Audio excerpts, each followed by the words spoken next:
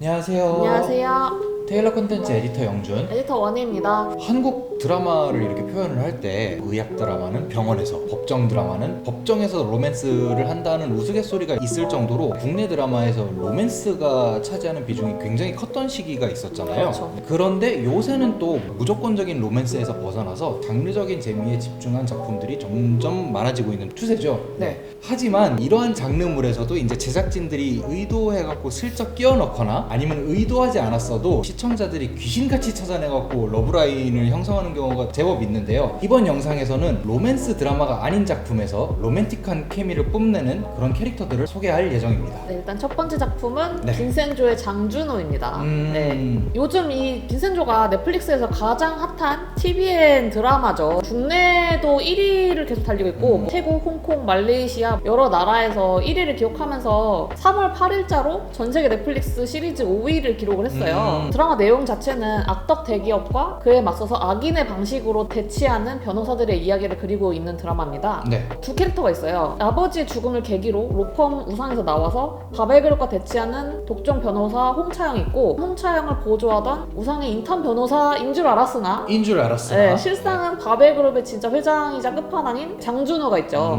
처음에 인물 소개가 공개됐을 때 장준호는 홍차영을 혼자 짝사랑하는 그런 설정이었어요. 이제 홍차영 옆에서 혼자서 관심을 막 표현하는 그런 장면들이 많이 나왔었는데, 장준호가 우상 그 법인 안에서 자기의 정체를 드러냈거든요. 정체를 드러낸 이후에 다시 바뀐 관계도가 공개가 됐어요. 관계도를 보니까 홍차영을 향한 그런 장준호의 감정이 여전한 것으로 나왔거든요. 아직도 여전히. 홍차영이 이제는 빈센조와 함께하면서 이제 바벨과 막 대항을 하고 우상에 있을 때랑은 조금 다른 모습들을 굉장히 많이 보여줘요. 이런 걸 보면서 이제 장준호가 질투를 하면서 집착에 가까운 그런 모습을 조금씩 보여줍니다. 이런 모습들을 통해서 약간 묘한 로맨스 케미를 느끼시는 분들이 좀 있었어요. 그리고 여기서 홍차영과 빈센조가 바벨의 앞길을 막는 모습들을 굉장히 많이 보여줬거든요. 그걸 보면서 장준호가 선배를 더 이상 봐줄 수 없겠다고 굉장히 차갑게 말하는 그런 대사들이 있었는데, 그래도 그 드라마가 아직 갈 길이 굉장히 많이 남았는데, 여기서 이제 장준호가 굉장히 차가운 모습으로 등장을 하지만 유일하게 홍차영에게 말랑말랑한 그런 모습들을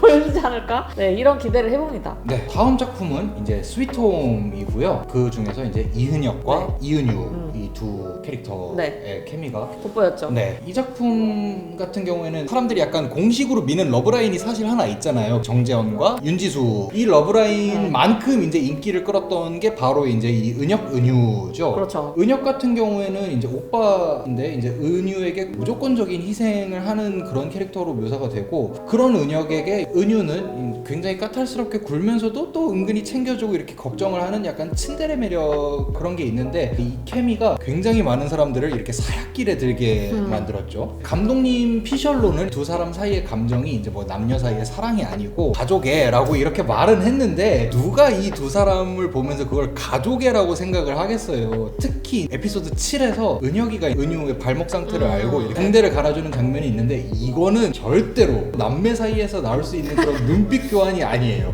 두 사람이 사실 친남매 설정이 아니잖아요. 네, 이 은유가 그렇죠. 이제 입양해서 들어온 설정이기 때문에 저는 개인적으로 가능하다고 생각합니다. 이 두 사람의 러브라인. 물론 이제 전제 조건은 이제 은혁이가 살아 돌아온다면 하나 돌아오면 이제 막장으로 가는 거죠. 네, 전제 조건이 있지만 저는 사실 밀고 싶은 그런 러브라인 중에 하나였습니다. 다음 작품은 보건교사 안은영이고요. 안은영 캐릭터와 홍인표 캐릭터를 뽑았어요. 특별한 젤리를 볼 수 있는 보건교사 안은영이 한문교사 홍인표와 함께 학교의 미스터리를 파헤치는 이야기인데요. 안은영은 뭐 알록달록한 비비탄 총을 무기로 하고 또 플라스틱 칼을 이렇게 휘두르면서 젤리들과 대치를 하죠. 홍인표는 이런 젤리들을 볼 수는 없지만 굉장히 좋은 기운을 가지고 있어서 안은영을 돕게 되잖아요. 이 그렇죠. 두 사람 사이에서 기묘한 그런 로맨스 기류를 좀 읽을 수 있었어요. 안은영은 이 홍인표의 기운을 어떻게든 이용하려고 하는 그런 다른 사람들을 이렇게 막아주는 그런 역할도 했고, 홍인표는 사실 처음에 안은영이 이 기운을 보고 광기 어린 표정으로 달려들잖아요. 그걸 보면서 약간 무서워하기도 했었는데, 드라마가 진행되면 될수록 자기가 가진 능력으로 남들을 돕는 그런 안은영을 이 홍인표가 말 그대로 그 기운을 나누잖아요. 약간 힐러 같은 포지션이죠. 네, 그렇죠. 네. 이렇게 서로 돕는 그런 관계 속에서 굉장히 기묘한 로맨스 기류가 저만 느낀 게 아닐 거라고 생각을 합니다. 자, 다음 작품 킹덤 조범팔이고요. 조범팔과 섭이입니다. 이 작품도 스위트홈이랑 비슷하게 좀비들을 막 이렇게 피해 다 도망치고 역병 사태의 원인을 찾으려고 이제 사람들이 막 목숨을 걸고 다니는 와중에도 의외의 로맨틱한 케미를 선보이는 두 인물이 이제 바로 조범팔과 섭이죠. 엄밀히 따지면 조범팔의 짝사랑 같은 거기는 하지만요. 인생은 범팔처럼 살라는 이제 그런 말이 한때 굉장히 유행을 했을 정도로 엄청난 금수저를 물고 태어났고 심지어 이제 운빨까지 타고난 그렇죠. 인물이잖아요. 시리즈 초반부에 자신을 구해준 의녀 섭이에게 한눈에 반하고 그 이후에 이제 섭이야를 입에 달고 살 정도로 섭이와 붙어서 다니죠. 그렇죠. 네. 그리고 이제 역병 사태 이후에 7년이 지날 때까지도 섭이만 바라보는 순애보 캐릭터인데 섭이는 딱히 범팔을 이성적으로 생각하지 않아요. 그런 뉘앙스가 전혀 없었죠. 네. 처음에 이제 그 섭이가 구해줬을 때도 범팔이 막 평생 내 옆에 있어라 이런 식으로 얘기를 하는데 의도치 않게 이렇게 돌려서 까고 그 와중에 전립선 그 드립도 한번 나오고 그리고 이제 섭이가 위기에서 범팔을 구해줄 때도 범팔이를 뭐 남자로 느껴서라기보다는 동료인데다가 섭이가 또 의녀잖아요. 그리고 워낙에 착한 심정을 갖고 있기 때문에 그런 거지 사실 이성적으로 느껴져서 그런 거는 아니죠. 네. 그런데 김은희 작가가 킹덤 이제 시즌 3에서 범팔의 순애보가 이제 계속될 거라고 예고를 했잖아요. 과연 두 사람이 어떻게 될지는 좀 더 지켜봐야 될 것 같습니다. 네, 다음 작품은 왓처고요. 한태주, 김연군 캐릭터를 골랐습니다. 네, 이 드라마는 경찰 내부의 비리조사팀이 그 권력의 실체를 파헤치는 심리 스릴러 수사 드라마인데요. 네. 김연군 캐릭터는 자신의 과거에 겪었던 그런 진실을 파헤치기 위해서 열렬 경찰이 된 이제 경찰이고요. 한태주는 엘리트 검사였어요. 근데 무리하게 해결했던 사건이 있었는데 이걸 재수사하다가 사고를 당하게 되고 해외로 떠났다가 몇 년 후에 돌아와서 범죄자 전문 변호사가 된 사람이에요.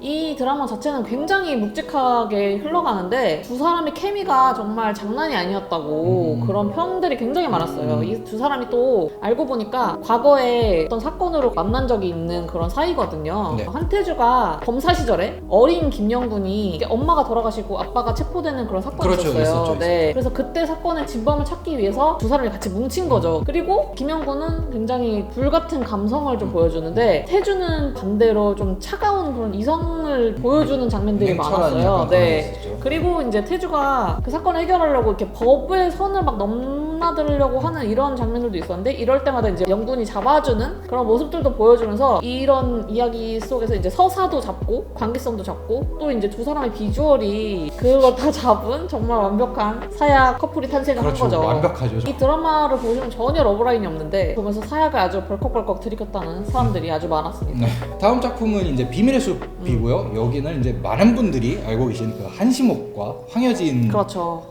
이죠. 네. 감정을 느끼지 못하는 외톨이 검사와 정의롭고 따뜻한 형사가 이제 사건 이면에 숨겨진 진실을 파헤친다는 내용의 작품이잖아요. 이 작품을 이렇게 봐도 되지만 감정을 느낄 수 없어서 언제나 외로웠던 황시목의 이렇게 성장서사로 봐도 되는데 시목이가 인간적인 면모를 살리는 데 엄청난 영향을 준 게 한여진이란 네. 말이에요. 시즌 초반만 해도 시목은 굉장히 사람에게 적대적이고 차갑고 감정이 없는 듯한 그런 모습을 보여주는데 여진과 함께 일하면서 이제 조금씩 마음을 열고 이렇게 가까워지기 시작을 하고요. 다른 사람들에게도 그렇지만 특히 여진만큼은 정말 전적으로 신뢰하는 그런 모습을 보여줘요. 진미어든다고 약간 그런 느낌으로 이 시목이가 이제 태도가 이렇게 변하는 것 때문에 시목 여진 러브라인을 미는 사람들이 정말 엄청 많았어요. 많죠. 이걸 가지고 2차 창작물도 굉장히 많이 나왔더라고요. 이제 반대로 비숲이 장르적 재미를 굉장히 잘 살린 작품이라 러브라인을 반대하는 사람들도 꽤나 있었던 걸로 나오더라고요. 저는 이 조합 역시 응원하는 편입니다. 네. 네. 다음 작품은 이것도 이제 유명하죠. 네. 머니게임의 이해준과 유진한을 골랐습니다. 네. 대한민국의 운명에 걸린 최악의 금융 스캔들 속에서 국가적 비극을 막으려는 이들의 사투와 첨예한 신념의 대립을 그린 드라마라고 이렇게 설명을 하는데 설명만 봐도 로맨스가 절대 없어 보이잖아요. 그렇죠. 약간 경제 스릴러? 약간 그렇죠. 그런 느낌이죠. 네. 화면 톤 자체도 굉장히 푸른 톤이고 이렇게 서늘하게 진행이 되거든요. 그래서 로맨스 느낌이 별로 없을 것 같은데 유진한과 이해준의 관계를 딱 보면은 이 로맨스 케미를 확실히 느낄 그렇죠. 수가 있어요. 아.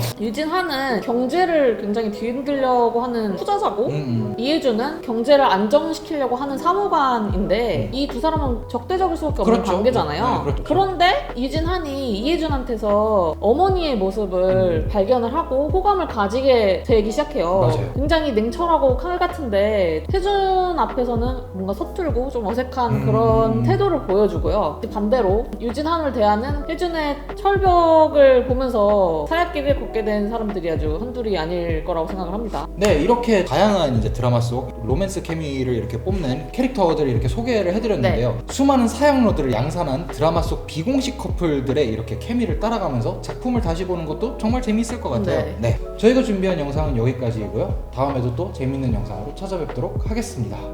안녕.